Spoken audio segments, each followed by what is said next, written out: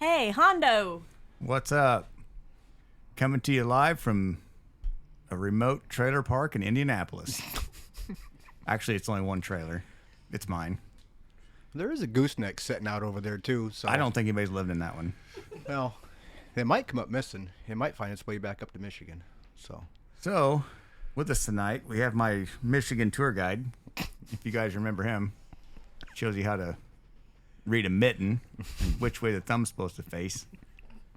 Mr. Stuart Wilkinson and his friend Aaron. Mm-hmm. Aaron Bigelow. Yep. So, I don't know what we're going to talk about tonight, what we're going to pick on, but we're going to get after it. Is it north? Is it technically north central Ohio or northwestern Ohio? For me, Yes. I'm more central, but slightly north. I'm not north central. Okay, we're not going to talk to you very much. Doesn't Ohio kind of look like a piece of toast? Look at the bite in it. Yeah, that way we can maybe get everybody to figure out where the fuck he's from. Like, you know, the top of the toast. Everybody knows what the top is, right? Right. Well, We already know Indiana's part of my forearm, Yes. According to. according to me. Well, I'm not going to argue. So I'm not going to argue. we're going to the work truck show tomorrow. What do you think? I've never heard of it. When we were talking about that, because we were in Louisville, I said, this is nice and all, but, I have no means to even be looking at $1 million combine or anything. I says, I want to go to a show where it's got, work trucks, service bodies, different ideas, stuff like that. And then you said, well, they do that in Indianapolis, and looked up everything. I think this was even before we went to Louisville. And, and then I mentioned something to Aaron about it, and he says, because you didn't ever hear of it, did you? Mm-mm. Yeah. So I says, well, yeah, let's do this. No, So, we went last year for the first time, and there's probably you won't see hardly any semis there. There's going to be a lot of vocational trucks, what I call them. Okay. Service trucks, dump trucks, flatbeds, manufacturers that are all catered to that kind of medium duty line. Okay. So there will be tons of stuff there. Pretty well any manufacturer of truck bed you want to look at are going to be there. And it's not near as big a show. Okay. So, we can walk it all in a day or so. And But they'll have like when I put my drawer systems in my truck, that was a C-Tech. So like C-Tech will be there Yep. and stuff like that. Yep, And they'll like be all there. your crane companies who make like Auto Crane and Yep. Palfinger and all that stuff, they should all be there. Palfinger and Maintainer, which they kind of got their own beds, so they kind of stick to themselves. But Right. some of your Stellar and IMT and Auto Crane, they put their stuff on different beds, and they'll all be there. I'd like to find if the company that built my bed is there. I'd like to tell them that that mine has still stood up to the test of times. Because I think it's a good box, really good box. I'm sure they'd love to hear that. Yeah. So I don't know if they're talking to give me another one, but we can try. We can threaten to trash your shit on the internet too. That'll work. well, It worked for my camper jacks. yeah. So that's where we're actually headed back from, was Michigan, getting new jacks put on the camper. So Thank you for the visit. Yeah. we told Lippert to fuck off, and this other company, EQ Systems, got a hold of us, said, hey, bring your shit up here. We'll put some stuff on. Mm-hmm. See how you like them. So I can't believe that they turned it around as fast as they did for the amount of work that they did, for I as can't fast either. as they did. And you said it was 2 guys 2 guys, 8 hours. and 6 jacks, 6 brand new hydraulic jacks, pump, controller, everything. valve, and you Valve said lines. the controller's all Bluetooth, so you can control it from your phone. Well, she can, I can't. I'm Okay. not smart enough. That limitations for you is a good thing. Right. I need levers. You need levers, Yeah. Less computers, more levers. less complication. Mm-hmm. Let's talk So- about dinner. I was fixing to see you ride out of that place on a bison, but there was none to be seen. Well, I discovered that last year. Mm-hmm. The waiter, which we really liked, he last year told me the bison were out back. Because I asked him, I said, how do you get these things here fresh and unfrozen if you're fucking 1,600 miles from the nearest bison ranch? He's like, well, they're out back. I'm like, okay. Well, fuck, I get done eating. I'm like, well, let's go see these motherfuckers, And I have to paint the picture for the listeners. We're literally in a parking lot, with a beautiful view of a PetSmart, And then this, multiple restaurants, nice place, like if you want to call it like strip mall, whatever, It's like, yeah, I don't see any pens out back anywhere. In But my defense, maybe it they're was in the dark- basement. It was dark last year. In my defense, Oh, okay. like later in the day. You know what I mean? Like much later in the day. Speaking of that, talk about getting fucked up with time. Time changed Saturday night in Illinois. Mm-hmm. So we sprung forward, lost an hour. Yep. Then you drove to. Literally left the next day. No, same day. Well, same day. And then we end up in Michigan, which is now another hour fucking ahead. Mm-hmm. I'm like, I just sprung forward 2 hours and I'm still in the same time. You're not good at math, are you? I'm good at math, but I'm not good at sleeping when that happens. I didn't know what fucking time it was. So I'm doing like fucking Rodney. What time is it at home? I need to know, so I need to go to bed. All messed up. The whole time change thing, what do they say? It's like, what's the old Indian quote? It's only the white man would cut a foot off the bottom of his blanket, sew it to the top, and say it's longer or whatever. Exactly. It's the same thing. It's the same thing. Yes. And then like it seems like to me, it might be my imagination, but it seems like it's later in the day when it gets light here. Yes. Why? Oh, there's nothing like spring and summertime. You're trying to put your kids to bed, and it's like 8 o'clock, and it's just. What time's the sun go down here? Midnight? Fuck.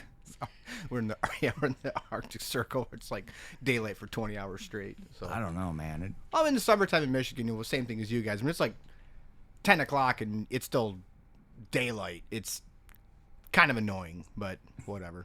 Yeah, that's way past my bedtime. Yeah, I know. I know. I'm aware. I've tried to call you at like 6:30, and you're like, oh boy, you just caught me before I went to bed.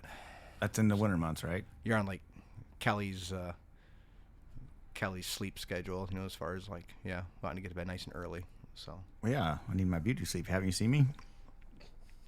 anyways.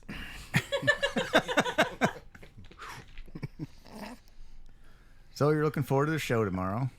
Yes, never been. Looking forward to it. That'll be fun. It's a big deal here. Like they literally like damn near block off the whole downtown area for that convention center, and that's all it is. Well, I saw something on it. It said like ride and drives. Yep. You can actually. Last year, I think Mac had a truck here, right? Okay. Mac had a truck here, and a couple other companies. And if you want to wait in line for a little bit, you can actually test drive them around. They let you drive 'em around the block. I mean, you're not going far enough, but it was pretty cool. Huh. No, that'd be cool. I thought it was going to be more for like service trucks, contractor bodies, It is. tree trucks, stuff like that, But yeah. Oh, because that's like what I said, down at Louisville, there's nothing down there for like flatbeds and stuff like that. Which it's kind of surprising because you think there should be, because you've got all these big farms and stuff. Most of these guys got their own service trucks and flatbeds, and it's like nothing down there from EBY or any of the flatbed manufacturers. It's like or even like some of your fifth wheel beds that are like contractor bodies. They got toolboxes on the side and some on the top and stuff. I mean, those are uber cool, but nothing there. So Yeah, like last year, Ford, they put on a big, they have educational things and stuff, and they had a huge booth there when you could go around to this interactive thing and check stuff out. Ram was big into it. They were unveiling their Dodge new. or Ram Well, they say Ram, but I call them Dodge. But with the mirrors. yeah, GM, they brought a toaster. I'm not lying. Amazon truck. No, this was some sort of fucking thing looked like a toaster. So I mean, I don't even know. So I mean, that's their claim to fame here at this show. I don't know. They're like, we have a toaster. No, it's supposed to. You're supposed to leave that to GE, not GM. You got the wrong fucking memo. Different engineer. But hey, bring it if you want. I know you guys don't really have trucks, so just bring a toaster. Fuck it. At least people can use that. You ain't worried about tie rods on that thing. I mean, this is true. You'll see it tomorrow. I'm not making this up. So you're laughing. I'm slightly intrigued. Well, you're going to be slightly amazed when you see it. It's a big toaster. It's a big ass toaster. It's even got like headlights on the front. Yeah, it's like an Amazon truck. Yeah, I don't know. I don't even think Amazon uses them because they want their shit to get there. Well, yeah, that's true. No, that's true. I had a guy ask me the other day on one of my videos. He's like, well, what do you have against GM? And I'm like, a lot. We don't have time for this. I don't have enough energy to type all that. But it is what it is. So you actually came through. You were just west of where all the tornado damage was then, because we just get your palm. Yeah, I have to look at my hand. Okay, yeah, you got it. Yep. Okay, which line was it on? Well, it's over by Three Rivers, aka the Triple Ripple. So That'd be where all three lines meet. whatever. Everybody's hand's a little bit different. No, but did you know that it took out a Menards and there's 11% off on roofs at Menards down there right now? So Well, you get 11% off Menards anytime you go there, right? never mind. Everybody else is laughing except you. I'm more laughing at you. So I don't care. no, but seriously, on the way down, I was talking to my buddy who lives down there. He's not too far from Kurt, and I mean, it was like a squirrel moment. Like I'm going down 31, and we're just talking, jaw-jacking back and forth about something, and I was like, "Holy!" And I said, "Man, they really do have 11% off on roofs of Menards down here." I mean, every independent tree company within the tri-state area, I think, is in Michigan right there right now. I mean, it is a mess. And there was three tornadoes that come through there, and it was a mess, and there was some casualties, unfortunately. But I mean, yeah. And another buddy on TikTok that he sent me, or he made a TikTok that he lives, excuse me, his house didn't get relocated, but a lot of the trash got relocated from that area towards his way. Like he was picking up debris, and he was way far away. Well, that would be, I mean, I guess there's always a silver lining to every cloud. That would be a benefit, relocating your trash.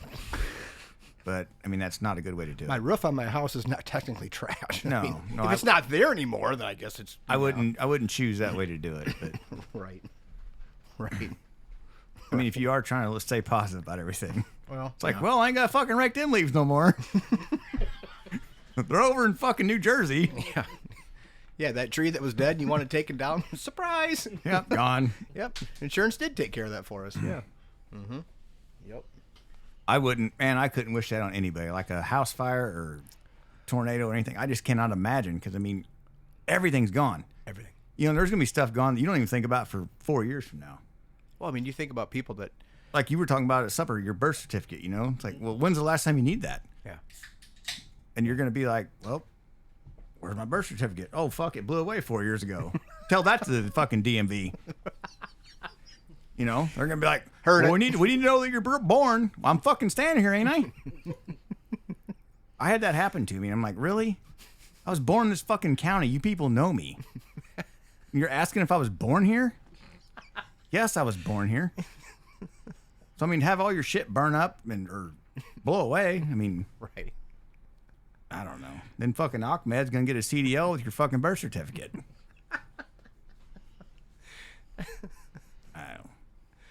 I wouldn't wish that on anybody, really. Oh, but just the devastation of it, and you think about it. I mean, like, the worst of the worst, you lose your house in a house fire, and, I mean, praise God that you get out alive, and your whole family gets out alive, but you're standing there in your underwear, or whatever, or bathrobe, whatever you could throw on. I mean, the next day, it's like, it's just that utter feeling of loss. Like, now what do we do? We can't. Find pants. We can't. Yeah. No, seriously. I mean, now what do we do? Just think if that would have happened at Scheid, I'd have been standing here naked.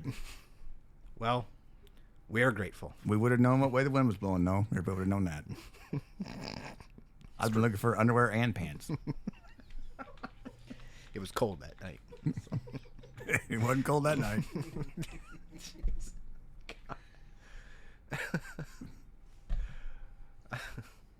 They're calling for bad storms now, right? Illinois was under some severe stuff. That's what you said. I Um, better stay here again. That's what I did last time I was in Arizona. I'm like, fuck it, I'm staying here. on your 5-day retirement. Yeah. Yeah. It didn't last long. Being retired's fun. Going back to work, it sucks. Yeah. Yeah. Mondays. No, I guess, yeah, one of my friends from Illinois sent me I told you, sent me that picture, like all the storm chasers in Illinois. And it was insane. I was like, I don't know. I guess Reed Timmer's in Illinois, and I guess that's a really, really big deal. I remember seeing some of his stuff on, what was that first show he did with Storm Chasers? Because it was like, Twister? well, the first one and the second one. Oh. either one of them are very believable. Can you imagine that? Hey, I'm gonna pull my second gen Dodge up here and fucking drill it to the ground, hope for the best. I mean, what happens with your dash? There's no way it's gonna sustain that. I don't believe that one bit. You're talking that was the second one.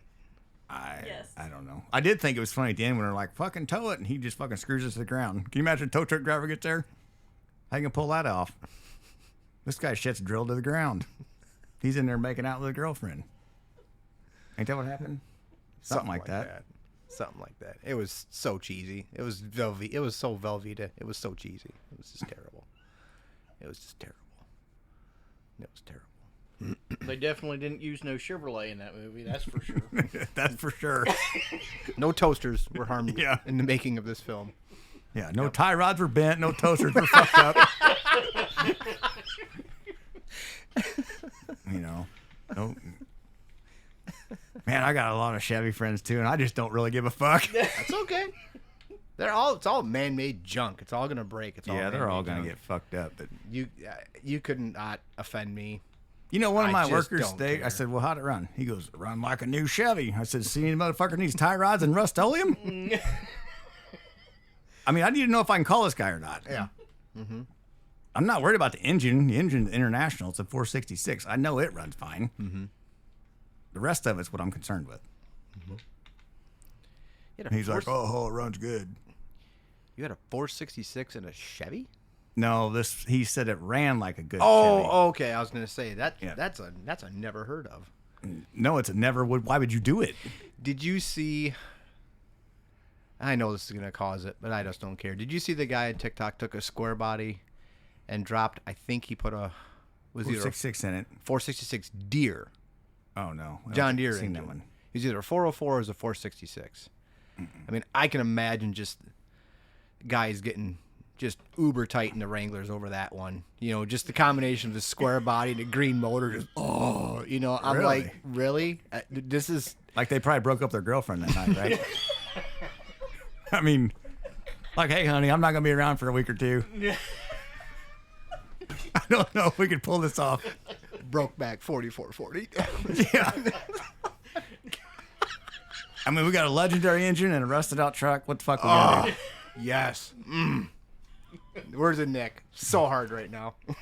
Like, fuck it. You know, Hustler, I'm sending back my subscription to that. We got the square body 4440. I actually had a where I grew. Go ahead. I don't remember who that was. Maybe it was Nick. Sent me a fucking. It was like an OBS Ford, like a 95, 97 style Ford. Somebody put a 466 International in. And I'm like, man, that's a pretty cool swap until I seen it. It looked like he put it in with a fucking hatchet.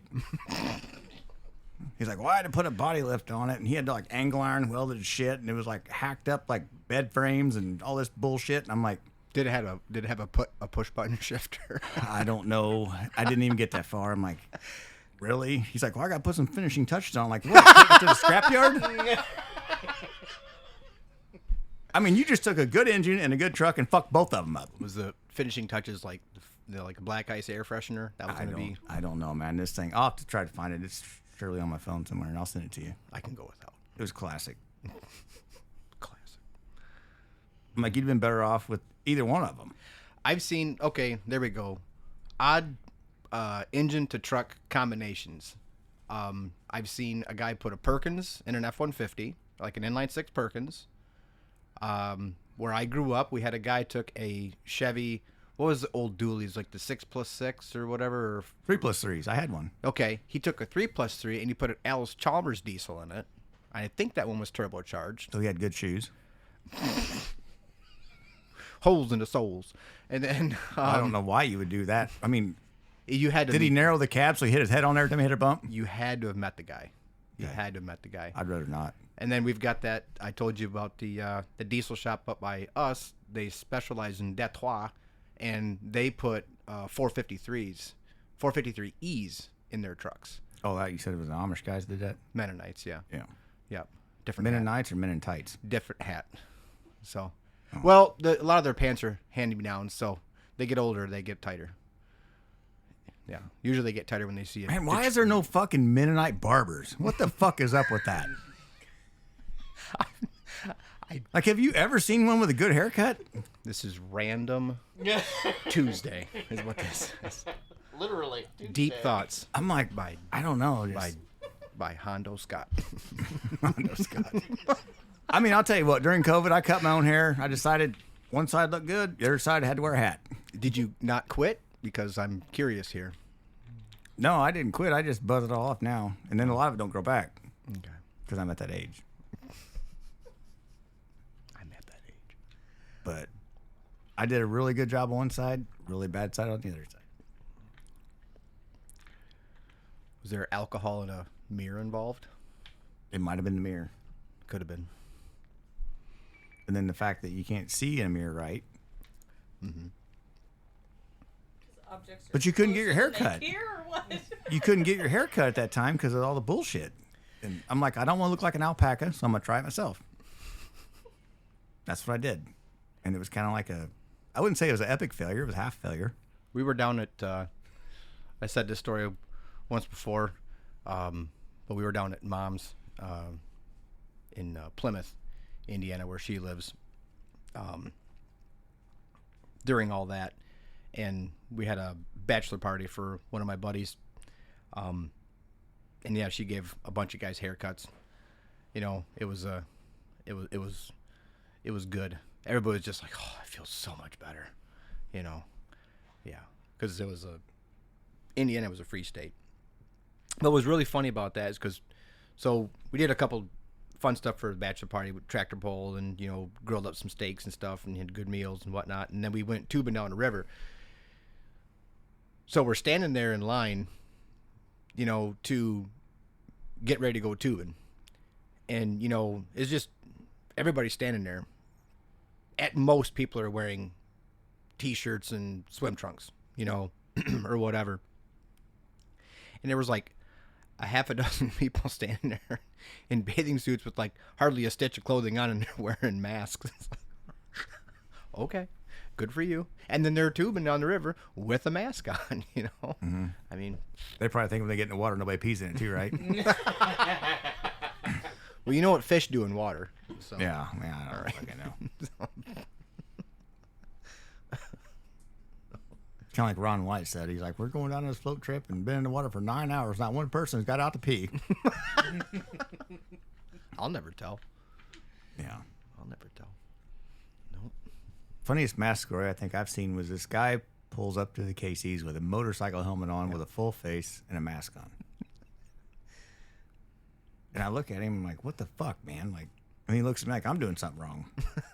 You're the clown in your car by yourself with a helmet and a mask on. But you're the problem. But yeah, I'm the problem. Come on, man. You should probably leave Casey's and go get another shot. Another booster. Maybe if they put another booster in your other arm, you'd be okay.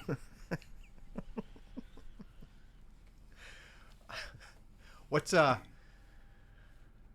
you seen for odd or interesting truck to motor engine modifications, or not modifications, like, I guess, you know, that you've seen? So we've said Deere motor and Chevy. You've seen 466s and Fords. I haven't seen it. Huh? Oh, well, this one wouldn't be quite in that category, but I'll tell the story about it. So it was 2 years ago, right? 2 years ago at the match show in Louisville, the build off, you know, they select people to bring trucks there. Mm-hmm. And this truck was like an 87 Peterbilt 379, and it had a V12 Caterpillar in it. Okay. And this guy had converted it to independent front suspension. I mean, the frame rails were completely custom. Everything on this thing was just absolutely sick. Like, the quality in it was just nuts, okay? And I'm like, well, that thing there, it's got like headers on it going up to the turbos, and it was literally an engine out like a D10 or D11 dozer. Okay. Radiator was relocated. The firewall was moved back. I mean, it was just crazy. So would that have been a 3412, or was that a pre-3412? I'm not really okay. sure. I know it was a mechanical engine. Okay. But it wasn't one that ever came in that truck. You know, the size of it and all that. Right. And the truck, not even probably 20 yards to the left of it, I thought it was just somebody there bringing stuff there. Like it was a new truck, and it had a nice flatbed on it. I mean, nothing. This fucker wins. And I'm like, build off? That's the who can buy the most chrome parts off. I mean, this guy built this thing. This thing's a pile of shit that anybody with money can put together. I mean, it was literally a 2023 Peterbilt, I think. There was no craftsmanship. No craftsmanship to it at all. Yeah. I think Dickerson Custom Trucks out of Indiana is the one that built the. It's called Storm Surge is the name of the truck. Okay. I mean, you can look it up and see it. It's black and like lime green. It's a badass rig. Right. And they got beat by this fucking guy that. I mean, it had nice speakers in it. Whoop-de fucking do. Who didn't when you're 16? I mean, that's literally what they do. They bought a new truck, put a different interior in it, and I'll. Even the airline thing. Yeah, even the fucking airlines that go between the truck and trailer are like them curly-Q piece of shit things you buy at the fucking truck stop. I'm like, Right. okay.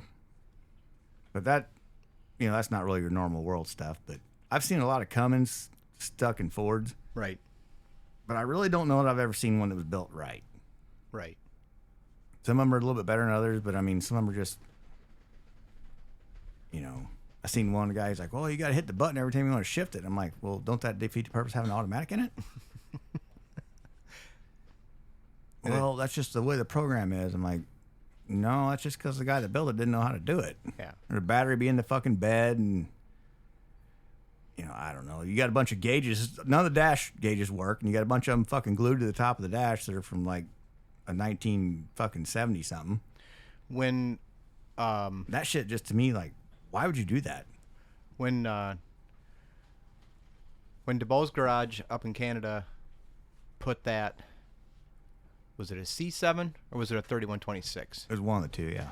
And he put that into that older OBS Ford, and then he put the interior out of a, what did he put in there in the interior? It was out of like a King Ranch or something, the dash and everything, but he did it right. He made all the original gauges work. I mean, because when he had the harness all opened up inside the cab, trying to get everything, spliced in correctly, and that in itself right there, you want to go down a rabbit trail, let's talk wiring, and just doing and fixing wiring and doing it right and getting things spliced in right and, rather than, oh, well, this accessory we bought comes with 30 foot of harness and we only need 5 of it. Okay, we'll cut it off and, put a connector, splice it, make it look nice, route it this way, zip tie, whatever. No, we're just going to wrap this thing up 30 foot because you might need some someday. It's like, I don't need 30 foot of it if I need to make a connection, if I got a whatever, it's the little things. It's the craftsmanship. And like you said with that guy's truck, they put so much time and effort into it and then to not win.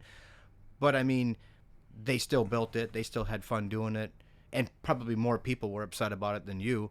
But I mean, you can even have something that's maybe doesn't look the greatest, but you can just look at it and you can tell that the guy put the work and the time into it, making motor mounts right, making the pipes right, making everything work correctly. That's where I'm at. I mean, I think some of the coolest trucks I've seen have been rat rods, just the genius way these guys come up with some of this stuff. Yeah, I mean, rat rods have never really been I don't know that I ever build one. Right. But when I look at them, I'm like, damn, that's pretty clever. Like, I like seeing shit like that. Yeah, Like it's out of the box thinking. Right. Yeah. Like, this guy took a fucking piece of chain and welded all the links together, and all of a sudden now it's a shifter. Mm-hmm. I'm like, pretty cool. Or steering wheel. They do whatever they... We were up at Onaway a couple years ago, and they had a rat rod up there. And a couple things that were funny about it was I believe it was 4-link independent airbag suspension. So, and he had same old stuff, it was like, change steering wheel, whatever, but like everything inside of there was custom as far as all the shifting handles and all that stuff.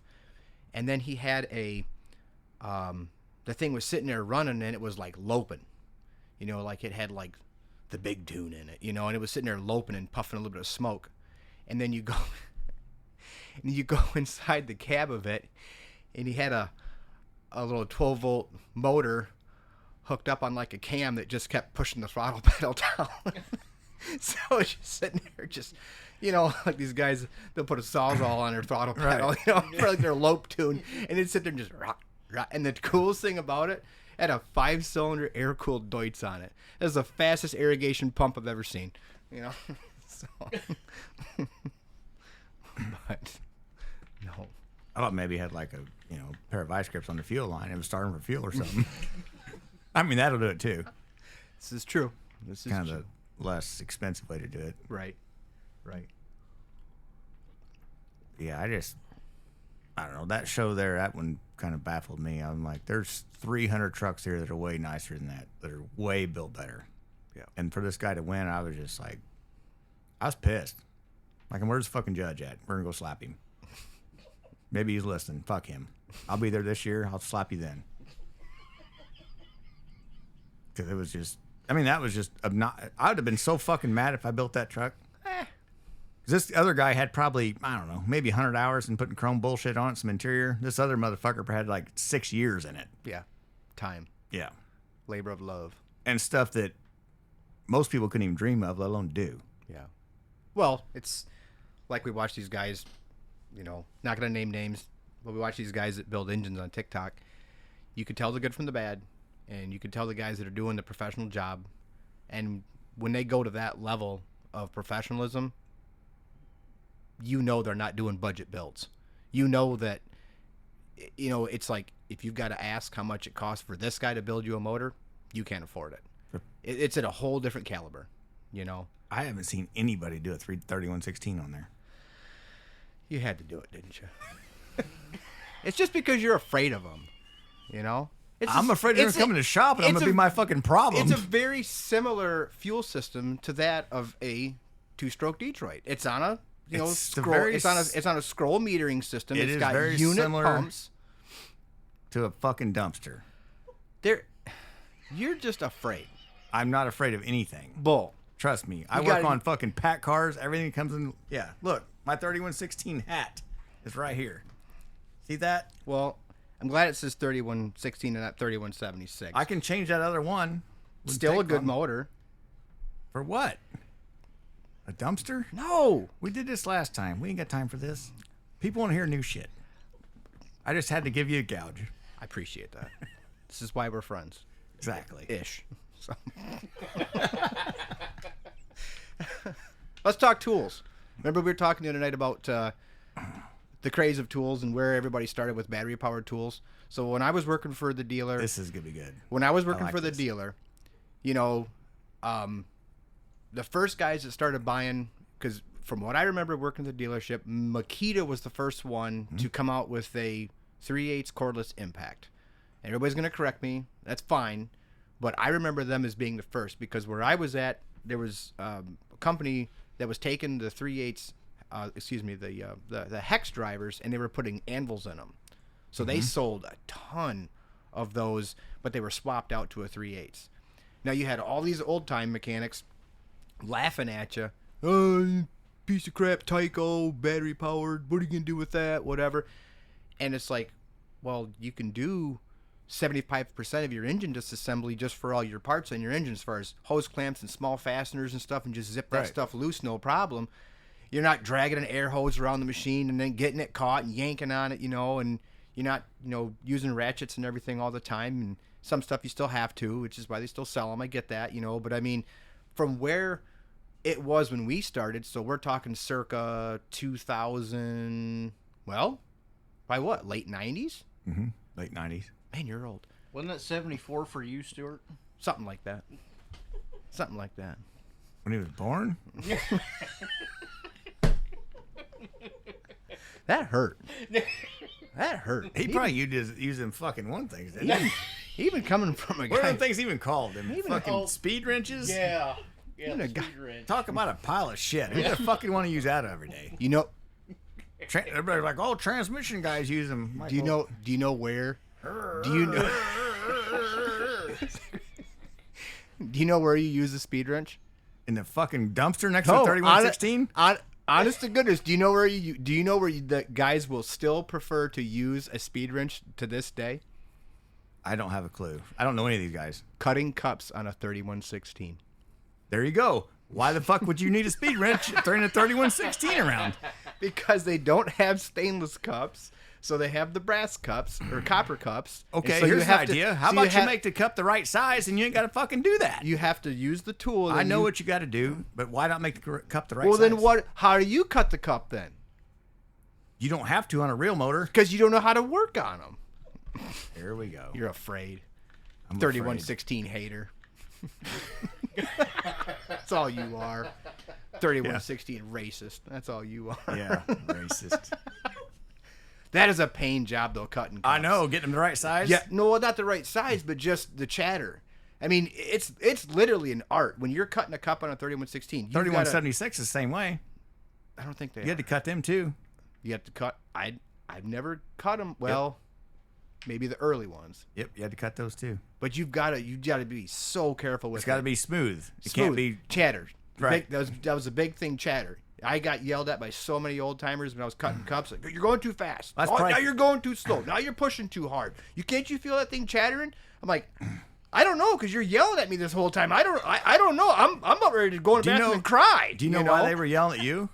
Because For lots of reasons. they usually. figured if you didn't get it done, they had to fucking do it, and they didn't want to work on them piles of shit either. It was mostly field guys, and they So were they're like, like- "We're not chasing this thing, so you better get this right, boy." Back then, they're probably like, hopefully this new guy can get this fucking job done. On me, on to fuck with it.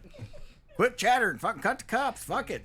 Well, that reminds me of something else that we were going to talk about. But no, back to the tools thing. Yes, from where it started to where it is now, it's just insane. Makita was always top where I was working at. Makita was always top of the line, and then it just kept getting. I don't want to say they just Milwaukee come in and just blew them out of the water, Well, and they've never really caught back up. I remember guys using a bunch of Makita stuff. My first set I bought was a 14-4 Milwaukee. Yep, As far as like a drill. the red batteries. Boy, I'll tell you what, I don't remember. To be honest with you. Well, you had the old. But they were You had the old stick batteries, which are the 9.6s, these were 14-4s. and then you had the red ones, and then they went to the black ones, and then now the newer ones they went to the slide packs. If I remember right, these slid on. Okay. But Yes. everything was a nice size, like a nice manageable size. Mm-hmm. And then they kind of started, starting to go bad, and the batteries weren't charging as good. And Milwaukee comes out with 18 volt. I know for a fact they were black because it was basically a Group 31 truck battery they sold you that weighed like 70 fucking pounds to put on your drill. And it's like, well, this went from a useful tool to a pile of shit. Right. So I gained nothing. And then Snap-on, It's got more torque. I can't hold it. it doesn't matter if you takes 3 hands to hold it. So Snap-on came out with their, it's their dinosaur tools now, but they're 18 volt shit then, Yeah. which was above and beyond everybody else's in my opinion. Right. And I had tons of that shit, and I still have some of it, but I have no batteries. Like I was just talking about this the other day, and it fucking pisses me off because the tools still work, but you can't get no batteries for it. I could never get behind Snap-on stuff strictly for the cost of it, for what you could pay for Right. Well, I understand. Makita or Milwaukee and get twice Right. of everything versus what one Snap-on, and I know that is a humongous can of worms when you start talking Snap-on and paying too much and, doesn't make the mechanic and blah, blah, blah.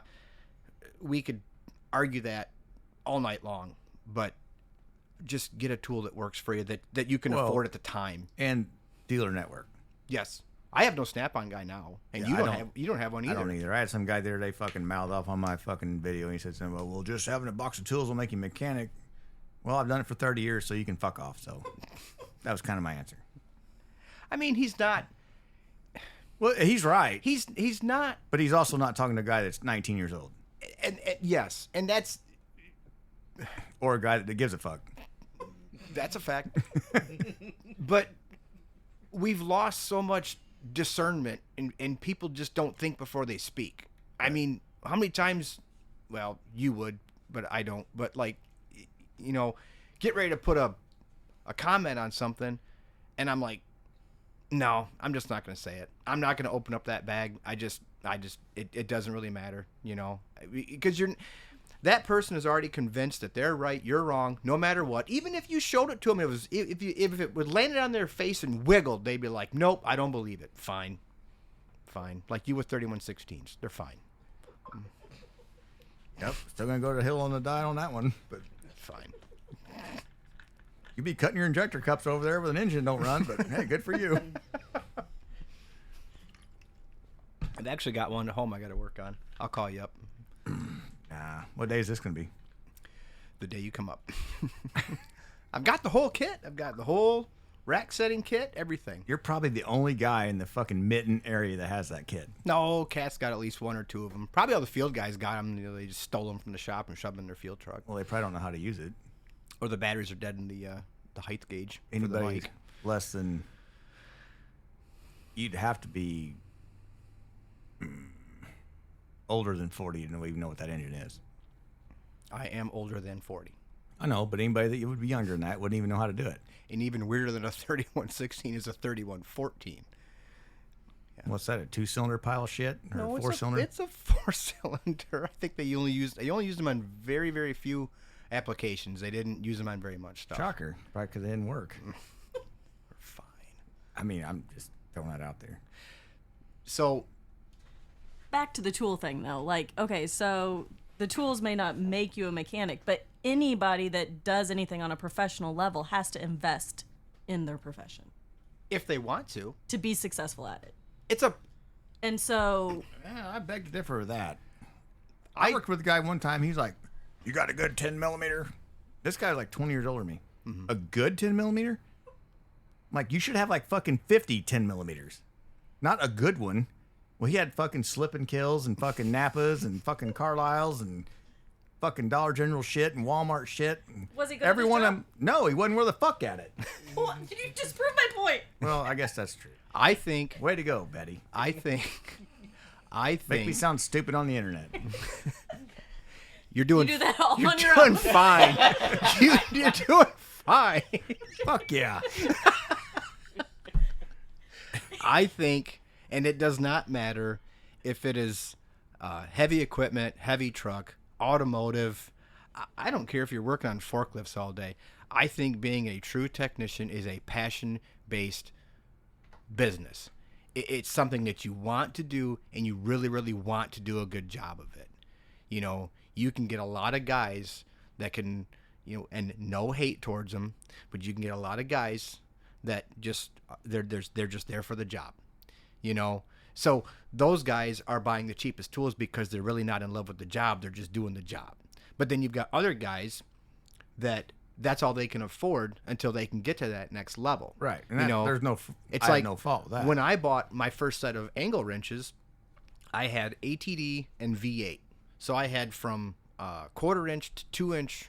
Is it a 2 inch or inch and a half? No, it was 2 inch. Okay. Now that entire 2-set combo at the time cost me like not even $400.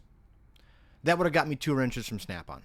right. You know, now later on in life, and I started building my service truck, you know, I'm like, okay, I need angle wrenches in my service truck, and I need angle wrenches in my box, because I don't like carting crap back and forth. So then I started buying the Snap-on stuff. Okay, I got one set on a deal, which is a kind of an oxymoron when you say Snap-on and deal in the same sentence, but whatever. I think there was a pair of socks included. That was the deal. But, you know, Can I so- have those? I love those socks, though. Oh, I guess I can't have them. They're really nice. They're used. They still got warranty. You want them? No, I don't want them now. Okay. They're not holy. They're church socks. They're holy. So, but no. So then I was able to buy. Then I got my Snap-on angle wrenches, and put those in my box at work, and then took my other angle wrenches and put those in the box at the service truck, because if I lose one out in the field, big deal. It's, you know, it's yeah. And the mechanic, you know, the tools don't make the mechanic. That's kind of a tough one, honestly, because if you're buying a bunch of junk tools and you're breaking them all the time, you're not getting any production done. So Right. therefore, you're not being very conscientious about what you're able to get done in a day. And then you go back to well, I broke this 10 millimeter wrench. Now I got to go borrow one from this guy over here, but I want to borrow one from that crusty guy because, you know, that guy's mean and he never lets me borrow a tool. It's like, well, because you should have learned by now. You know, the 3 time and you buy, you know, is how it was for us, and what I was told, guys, and I was always told, you know. I had guys when I was younger. I'm like, can I borrow this? I'm like, can I borrow your girlfriend? Fuck, that escalated quickly. I'm like, I only need the wrench for a few minutes. And he goes, I only need your girlfriend for a few minutes. Minuteman. That, you know, it kind of provoked you to buy shit a little quicker. But Right. Right. like when you get to that big stuff like you're talking about, though, like the 1.25 inches and above, I mean, unless you're using the same tool all the time, right. there's a lot of that cheaper shit. You're not going to fucking break it. Oh, yeah. I mean, you're not going to break a fucking 3-inch socket unless you're using it on like a daily basis. Right. I mean, because just the size of them are just. The biggest wrench I ever broke was an 1 7/8 wrench. And the only reason why You're pushing out with the track hoe. No, actually I wasn't. That's what I would have done. Yeah. Yeah, when you start involving leverage, Right. yeah, things start happening. No, I was holding I was taking off a dozer frame eye for where the blade pins up to it. And I was trying to figure out a way to hold the eye, and like, 1 7/8 wrench will fit that just fine. And then I had a 1-inch impact on the nut, you know, and it's just sitting there flopping around, and then finally it just foobarred. It just gave up. So I used to buy these cheap fucking wrenches from like AutoZone and Napa and that shit like that, and I'd bend them. Like if I needed a custom wrench to fit somewhere, oh yeah, I'd heat them up and bend them. yeah. Well, you'd snap the end out of it, and you take it in for warranty, and you're like, we can't warranty that. We took wrenches all the time. They're like, it's been altered. I'm like, well, it didn't break where I altered it. It broke on the end, stupid. I mean, I can take it back and alter it back. We used to take. That's going to like defeat the purpose. It's like a $7 wrench, dude. Well, we used to take. And that's what they said. Well, it's a $7 wrench. Buy another one. I'm like, I don't want to. It says lifetime warranty. I'm still alive, right? This is its lifetime. Right. It's like lifetime warranty brake pads. I don't fucking. Whose lifetime? Exactly. No, it's like we used to take, big wrenches all the time, like when you're doing track adjusters on the older ASV skid steers and cat skid steers, and you need to adjust that big turnbuckle. I think that was like an 1 7/8 or a 2-inch wrench. We'd cut wrenches off and weld 3-4 foot pipes to them, get the job done. Right. I mean, yeah. Work smarter, not harder. Well, yeah. I mean, I actually asked the guys at the shop a lot of times, like, man, can I borrow your such wrench? Like, well, I got the snap on. I'm like, well, that'll work. I mean, I can cut it off and weld after that, too. Well, don't you have one? I'm like, well, yeah, I don't want to weld at mine. Oh, we used to. That was always, and I like doing that too. Like when you take apart a final drive or something, and you're trying to get the spanner nut off, and you're like, well, I could make a socket. So building tools is always kind of fun, building sockets and making specialty tools instead of trying to improvise and get by and jam stuff together. And I don't know. I don't like being a hammer mechanic. I'd rather build a tool for it. Mm-hmm. But I don't think you have to invest in high-end stuff. But I think that if you're going to do something professionally, like you said, you invested in cheaper stuff in the beginning. Yes. Now it's different. But Yes. you still have to invest in it. I have broken more Snap-on tools that I've bought after I bought all of my original SK sockets and SK wrenches. I have broken more Snap-on stuff. My SK stuff has stood up, and I bought that stuff in 2000. In 2000. Okay, shit came over on the Mayflower the way you make it sound. Well, comparatively speaking, we're old now. But I don't care what your trade is. No matter what you're doing, if you're doing it on a professional level, day in and day out, you have to invest in it, whether that's through education, Yes, or tools, or time, whatever it is. I mean, even we're amateurs of this whole podcasting thing, but we still invested in the equipment. right. Okay, right. So, I'll tell you. Go ahead. no, go ahead, please. I'll tell you a tool I should have bought a long fucking time ago. I just bought this thing, I don't know, maybe... Probably more. It ain't been 3 years. I guarantee it ain't been 3 years. Kingpin press Okay. for trucks. I mean, I don't know. Anybody that's done kingpins on trucks knows that how sometimes they can come right out. Sometimes it can take 3 days to get the motherfuckers out. Is that the Tiger tool or whatever? the Tiger Tool kingpin press? Okay. All right. And we actually had a truck in there that wasn't. The people were on vacation, and this thing was just giving us absolute fits. We spent like 8 hours trying to get this one side apart, and we heated and beat it and heated and beat it. And I mean, just it wasn't working. I'm like, you know what? Fuck it. I've wanted one of these tools. I'm gonna buy it. We're gonna see what it does. So I get it out. Read how you set it up. Put it all in there. It says you can use a 1-inch impact on it.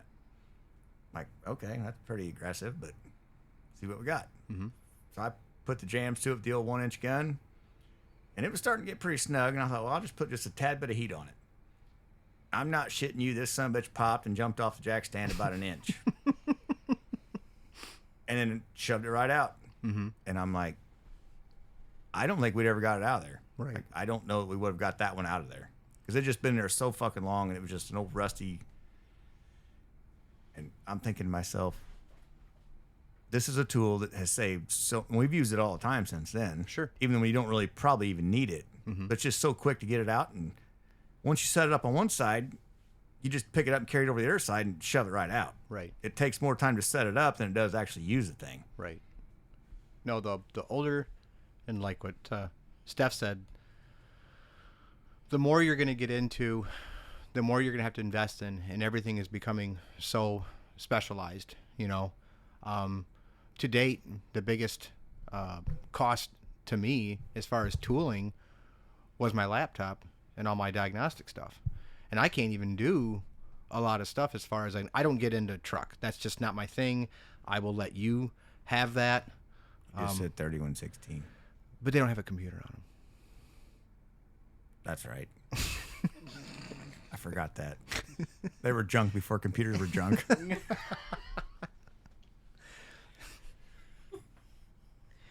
Anyways, that was that has been the largest investment as far as tools wise. Oh, software is a fucking pain in the ass, man. I mean, yes. Yep. And I mean, we've seen it on TikTok. You know, you get the Top Don Phoenix Max, or you get the Ansel XHD 7, whatever. I don't know. And I have a hard time with that one because it's like everybody in the comment section, will it do this? Will it do that? Will it do this? Will it do that? And the guy, it's like the guy never, let me show you. Or maybe if he does, he doesn't like actually go through something, and it's like, I want to see this thing work. I mean, yeah, it only costs like $700, something like that. You know, so for the odd stuff that I would do here and there, it's kind of interesting to have it. But I remember when I bought a heavy duty code reader, probably been 5-6 years ago, that was an absolute throwaway at $500. That thing is junk. I mean, it doesn't do anything. It's a can do. Well, it don't do anything. You know, it is garbage. I have a ton of OEM softwares that are, I mean, in my opinion, their OEMs are shit. Mm-hmm. You know, so for the aftermarket, I think they're going to make it better. They're not going to. Look at Cummins Insight. Mm-hmm. I mean, it works fine once it loads, but you click on a motherfucker and it says starting. Mm-hmm. Well, then you come back tomorrow, and then maybe you can scan the truck. I was told... It's the same system they had back in the fucking 90s. They just keep adding shit to it. I was told... It's like it didn't work where the fuck then. Yeah. But you're going to add to it. Quit adding to it. New and improved. New and improved, yeah. I was told this, you know, this is more for the automotive stuff, but like, let's just take Snap-on, for instance. You remember what they called a brick. Yep. You know, whatever the model was, everybody called it the brick. It was a reliable scanner. Yes. But then it went to the Solus and the Modus or whatever. Now we're into the whatever. According to Snap-on, the reason why those cost so much is because they are paying for the information from the manufacturer to put it on that device so that you can have that information in the palm of your hand. That's why they cost the way they do. Okay, I get some of that, but it's also because Snap-on can charge whatever they want because it's a Snap-on. The brick used to have you had to have the duffel bag full of Nintendo cards to shove into it, depending on what fucking vehicle you're working on. Then you had 28 fucking different adapters. Of course, that's telling my age, you know, back in the 80s and early 90s. With like the plastic toilet chain, all of them dangled together. No, so you look like a janitor walking that around. That was the generation after. Yeah, that was the Solus that had that. That was the one after it. Okay. I still got one of them piles of shit in my service truck, believe it or not. And you know what? You laugh at that fucking thing. It works. I got in a jam one time. My fucking laptop wouldn't work. And I'm like, you know what? Fuck it. I'm pissed. It was cold, fucking snowing. This thing here, the battery life is from 0 to 0.2 seconds. So if you charge it, you got 0.2 seconds to plug it into something else. It might connect. Yep. I hooked it right into the truck. Let it sit there a second. Fucking thing powered up. Gave me the code I needed. I'm like, yep, I know what track we're on now. So, And it actually got me out of a jam that time. It's still under the back of that truck. Well, as far as I know, it's under the back of the truck.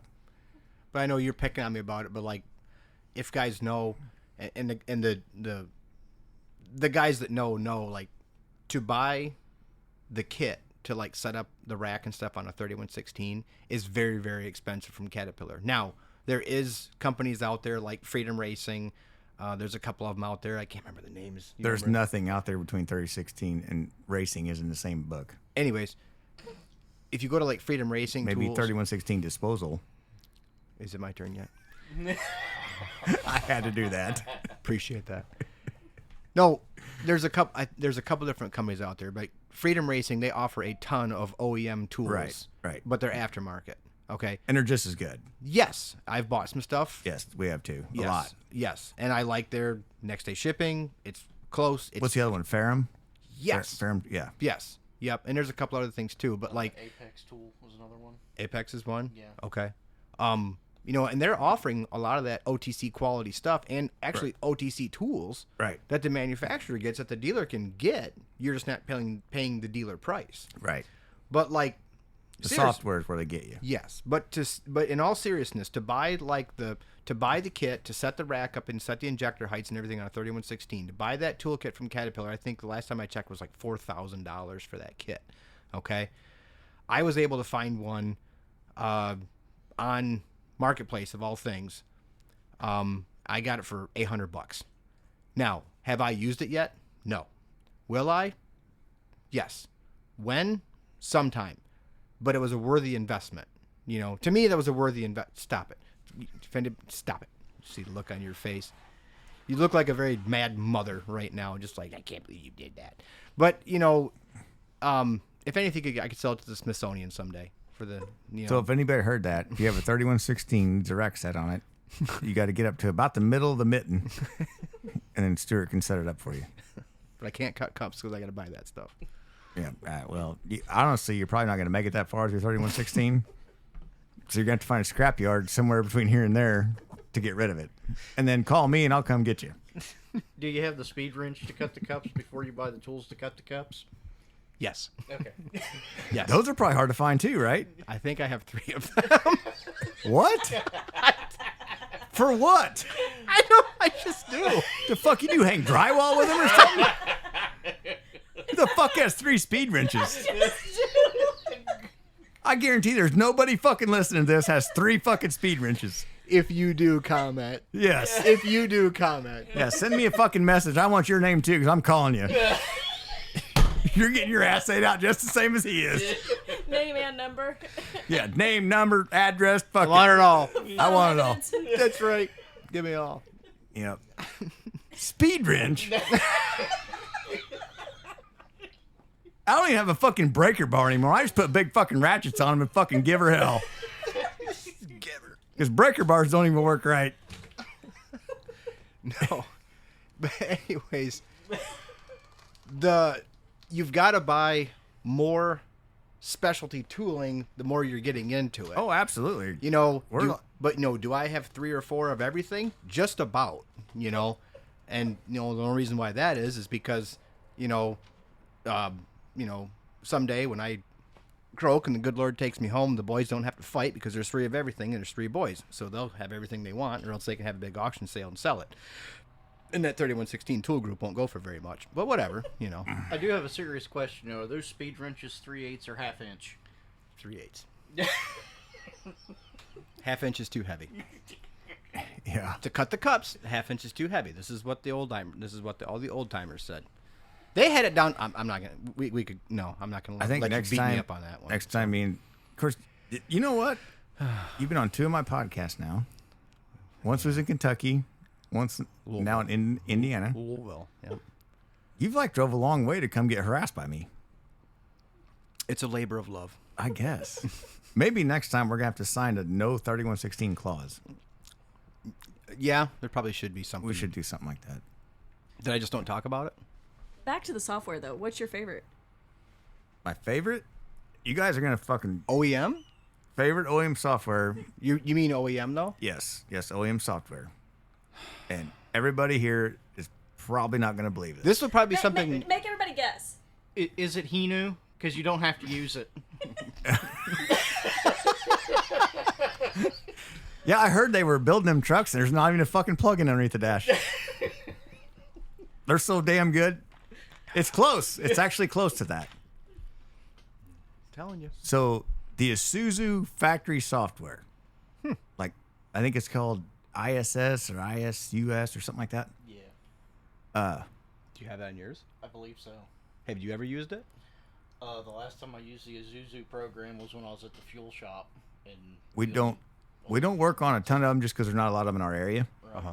But I actually ended up with one of these trucks and I had some issues with it, and I was just blown away by how you plug it in, you know, and it detects the vehicle, which a lot of them do, or you could select it and then it would walk through and like the code it gave you, it would be like, okay, we need to look at this, blah, blah, blah, blah, blah. And it had the wiring diagrams, the ohms resistance, and just all the troubleshooting bullshit was all within that software. And I'm thinking, I mean, you could literally take somebody that never plugged into a truck and they could have probably walked through it. Well, it was all hyperlinked, so it would take you straight to. Yeah, like everything on that software. It wasn't like you had to get off that and get on the internet. And That actually sounds a lot like Service Advisor for John Deere. I just thought, why can't everybody else do this? Like, I cut my teeth with Cat Sys, and I never got there's not really a good go between ET and Sys. between ET and Sys. right, It's like you got to have a notepad, right. and I got to write this down and then go over here and then look at it over here. But now with Service Advisor, and I was kind of a little bit skeptical on it because I never used it before, but it doesn't take very long. And I mean, if you get your laptop open, you just sit down on your desk and just look at it and kind of frog around and play around with it and stuff. Okay, yeah, this goes to here and this goes to there and whatever. Service Advisor, for me, I was very, very surprised at how easy it was. I was just shocked that this was all in one program. Yeah. Like, Yeah. and it would show like, okay, you click on a connector.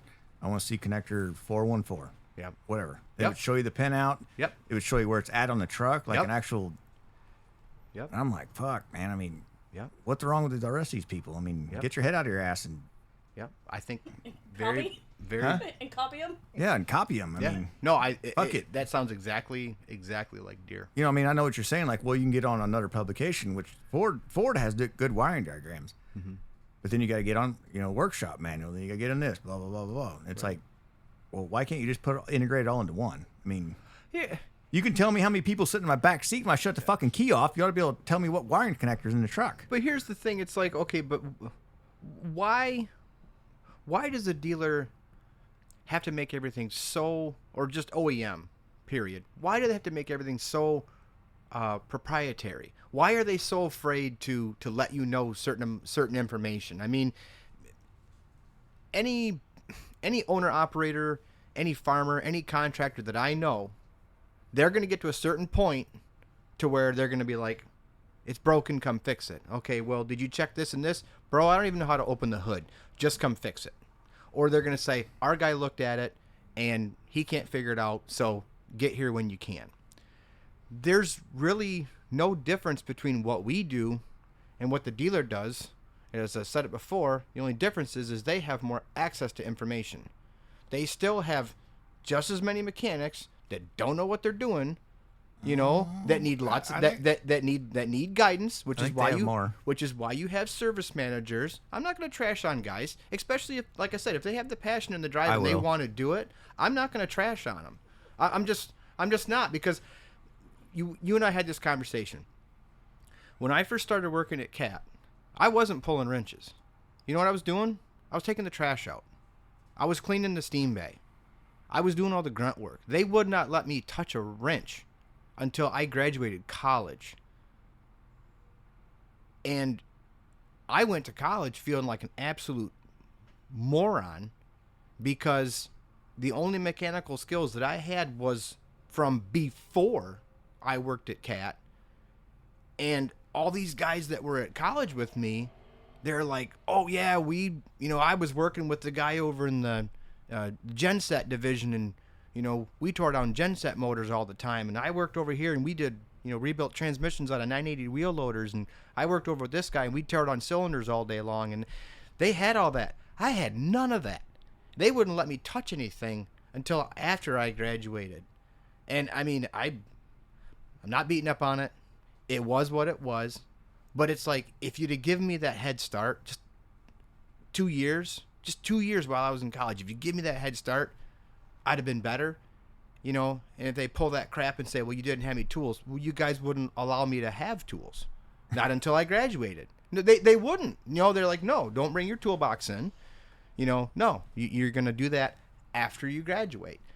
And then kind of the same attitude that you have sometimes. When I showed up, day one, after I graduated college, I had more tools in my toolbox.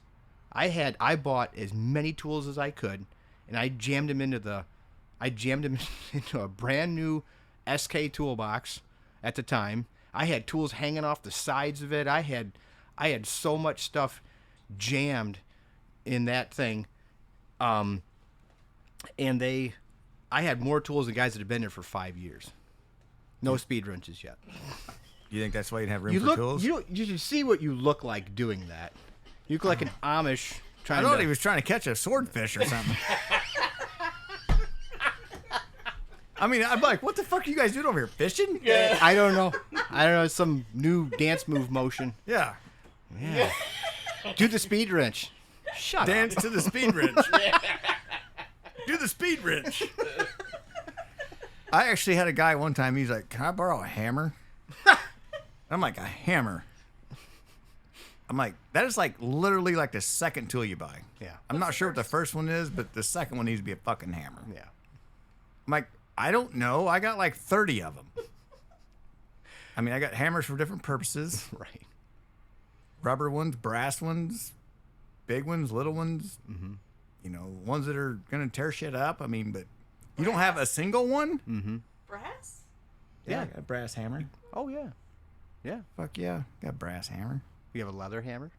A rawhide one? No, I don't have one of them. For like tapping out gaskets and whatnot? No, I buy gaskets. Sometimes you have to cut gaskets. I use my knife. You don't ever take like a flange and tap around it with a hammer? I don't have to do that too often. You're not patient enough is what it is. No, I don't run into that very much. Really? But I mean, I have the skills to do it. Everything you do is in the shop, though. So, like, sometimes if I'm out in the field and I got to make up a gasket, I've made them out of beer boxes before. I got pissed off at fucking Kenworth one time over that. I ain't no shit. I went and bought a fucking 12-pack of Miller Lite and then cut a fucking gasket out of the box. True story. On the side of the road, exit 30, fucking Interstate 70. He's probably not patient enough, though. Back to that. That's probably like a legitimate... I can't. I was on hold with this cocksucker for fucking... It was a Saturday. It was a Saturday. It was a C12. And I called and I was on hold and I'm fucking sweating. I'm standing on the side of the interstate and blah, blah, blah, blah. He goes, sir, what kind of truck's this in again? I said, a Peterbilt. I said, that doesn't matter. It's a Cat C12. He goes, well, this is a Kenworth dealer. I'm like, fuck you. I just went to the gas station and I already had the thermostats, but I didn't have the gasket. So I just made one. And it worked. And then I went home and drank beer. Kind of how that went down. I'm like, it's just a cardboard gasket. I just need some cardboard. That's the story. It works. I have never. To my knowledge, that's still on that truck. Because I told him, I said, bring it back. We'll put the right one on it. But he never did. That has got to be. Somebody's going to pull out so much part wings. They'd be like, this has got a Miller Lite gasket on the thermostat. I didn't know Miller Lite was in. I didn't know they made gaskets. And then Fel Pro were in cahoots. Same company. Gosh darn it. Spending all this money on Fel Pro, we just go get Miller Lite. Yep. Well, cardboard's cardboard. Wow. Never. So you say, no, I can't do it. I just don't want to most of the time. Right. I prefer to have the right stuff. Right. We can adapt and overcome. But like I said, I'm not trashing on, that. I just wish I would have had a little bit of a more of a head start, but it all worked out. It all worked out. But nope. No, the software thing is where I get fucking wound up at the shop because it doesn't. You almost need an IT guy anymore just to keep up with the shit. So you said the worst. What's the best? or excuse me, you said the best. What's the worst software that you've dealt with? For me, it would have to be, which I know guys are going to say, oh, just because you don't use it. But I don't have everything. But for me, it would be the CNH software. It's very... It's very 8-bit Nintendo. It's Well, not if it's really- anything like their tractor, it's probably don't work with a fuck. So I don't even have no desire to own their software. Okay. It was actually, yeah. So is it like a Nintendo thing? You plug it in and You got to blow on it. yeah. Up, down, left, right, left, right. So it's probably kind of like playing Punch Out with Mike Tyson. You're the little guy and you're trying to beat the tractor up, right? Sure. I just had to get the thing to regen is all I had to do. Yeah. Yeah, that's all I had to do. You probably got to split the tractor to do that too, right? No, this was a skid steer. Oh. This was a skid steer. Yeah, I'm not real impressed with anything made by them anymore, but I have limited, well, What's your least favorite least favorite as far as what it costs, or software? probably Pack Car. I'm not a big fan of them either. They're kind of like John Deere and their shit. You know, they don't want anybody to have it unless you want to pay a ton of money for it. Mm-hmm. Is that the Davy 4 or the earlier one? Day before.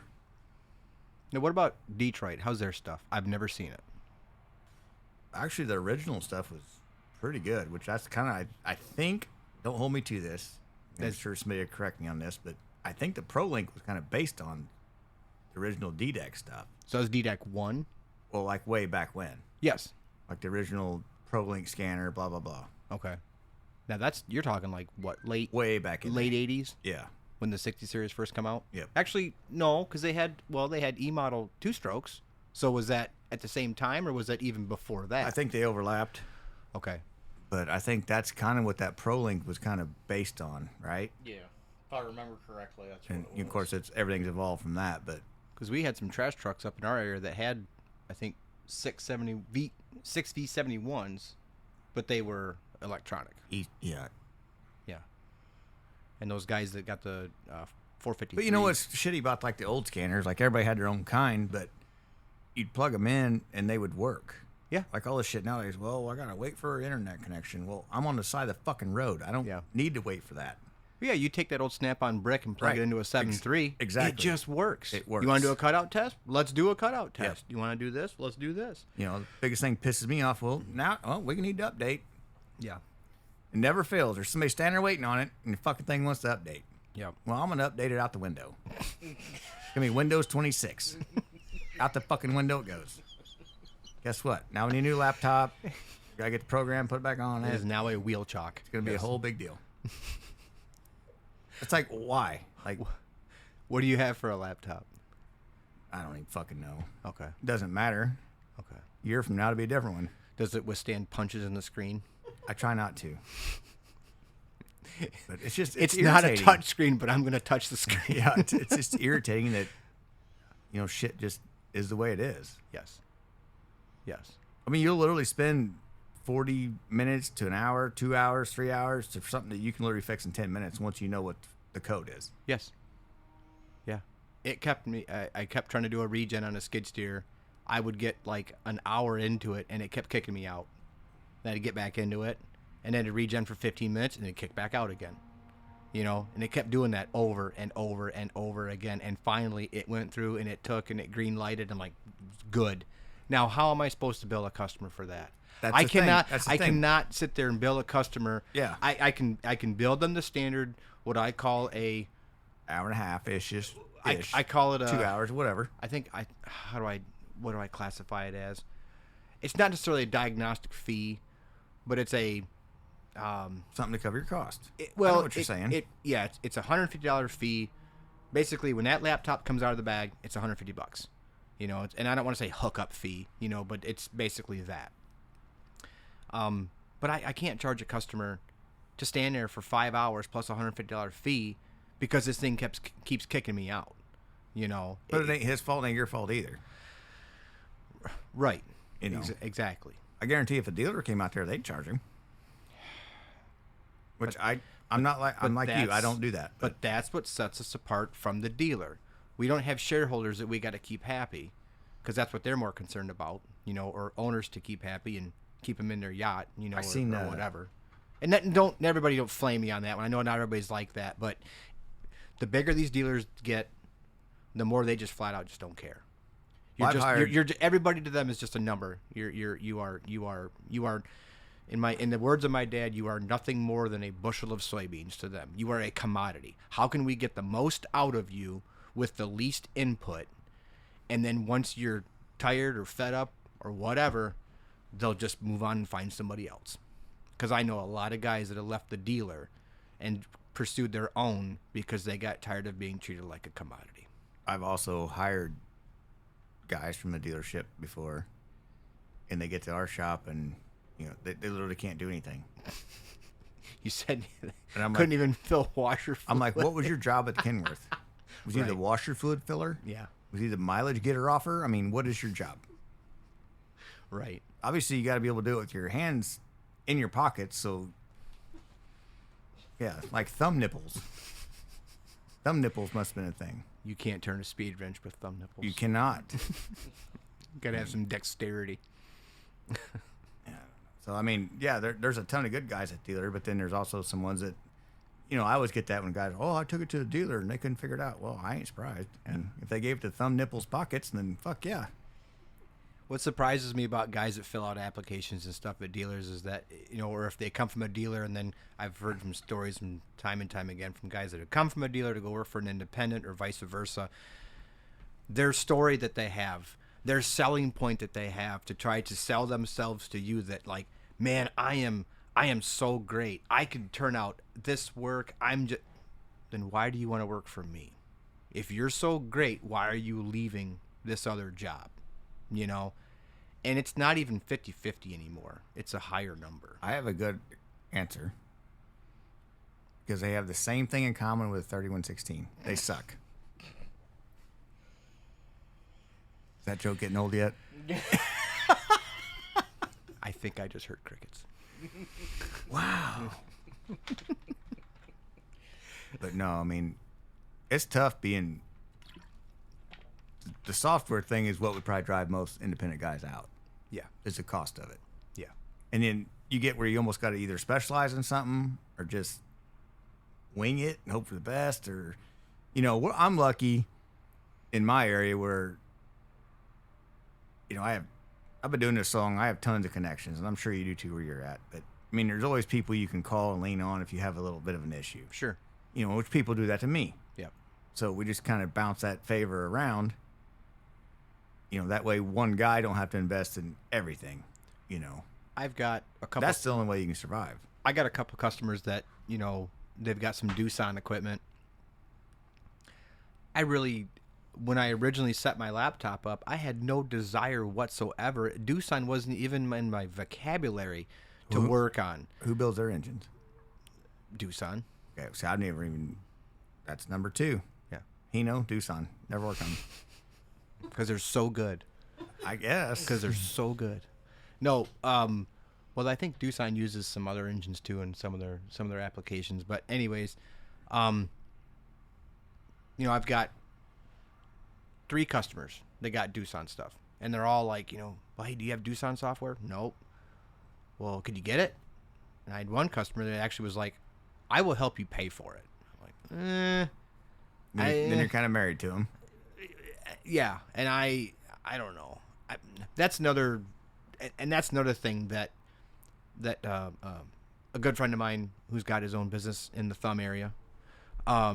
He is right hand palm up. You got her. Good job. Good job.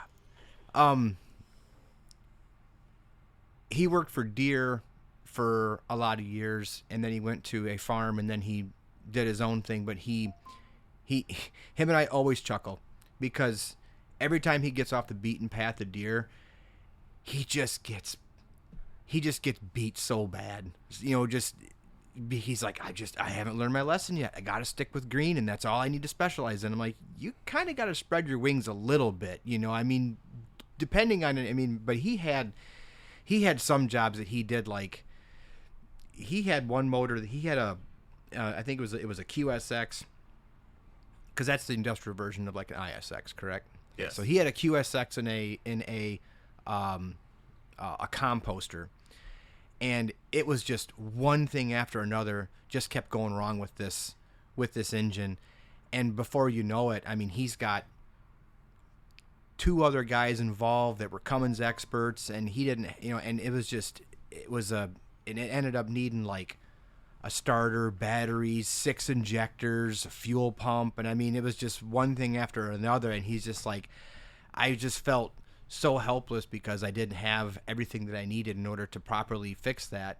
But at that point, it's like, when do you just tell the customer, say, you know what, I'm too deep into this.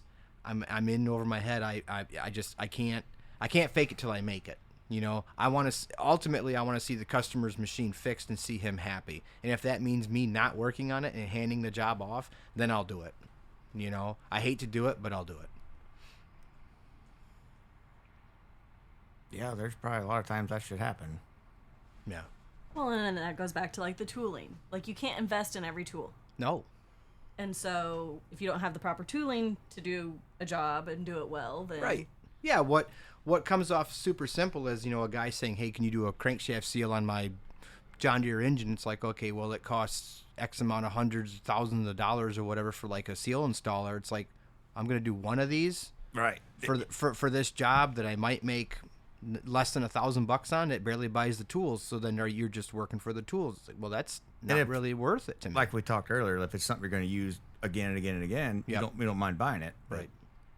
But then it goes back to, like, if it's a dealership guy, I mean, everybody's worked with him. Like, well, I don't have the proper tool.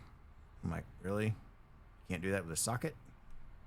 I mean, you could improvise. take a little time, tap it in. Mm-hmm. Nope, we're going to have to order a tool. Fucking truck sits there for 6 fucking days. And, Right. now the dealership's got a tool that they paid $1,000 for. That's going to probably collect dust and chances are get chucked in the trash. That they won't let you rent it out, Right, Or yeah. borrow it. Hey, Yeah. can I borrow this? No, that's property I mean, shop. a lot of that's just common sense, but I mean, that's a topic for another day. Yep.